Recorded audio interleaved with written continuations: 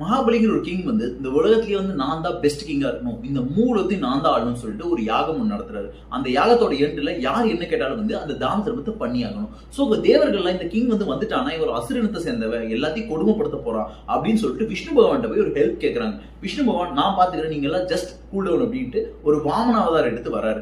சின்ன பையனை பார்த்துட்டு மகாபலி சரி இந்த பையன் என்ன கேட்ட போறான், தம்பி உனக்கு என்ன வேணும்னு கேட்டேன், எனக்கு ஒரு 3 அடி நிலம் மட்டும் தாங்கிறாங்க. 3 அடி தானே, சரி இப்ப எடுத்துக்கோ அப்படின்னு சொன்னேன். முதல் அடியில வந்து இந்த பையன் வந்து இந்த உலகத்தை வளர்ந்துறான், 2வது அடியில இந்த அண்ட சராசரத்தை வளர்ந்துறான், 3வது அடிக்கு இடமே இல்லை எங்க வைக்கிறதுன்னு கேட்ட உடனே மகாபலிக்கு அப்பதான் புரியுது தான் பண்ண தப்பு. சரி வந்திருக்குது விஷ்ணு பகவான், நம்மளால எதுவும் பண்ண முடியாது, பகவானே 3வது அடி வந்து என் தலையில வச்சுக்கோன்னு சொல்லி ஒரு ஹம்புலா கீழே குனிஞ்சு மண்டி போட்டு நிக்கிறார். அப்போ விஷ்ணு பகவான் ரொம்பவே மனம் நெகிழ்ந்து என்ன சொல்றாருன்னா, உனக்குள்ள நீ ஒரு அரக்கனா இருந்தாலும் உனக்குள்ள ஒரு நல்ல குணங்கள் இருக்கு. சோ நான் 3வது அடி உன் தலையில வச்சு உன்னை பாதாள லோகத்துக்கு அனுப்புறேன். ஆனா வருஷத்துல ஒரு நாள் உனக்காக இந்த மக்கள்லாம் வந்து செலிப்ரேட் பண்ணுவாங்க, அந்த நாள் தான் ஓணம் நம்ம எல்லாம் செலிப்ரேட்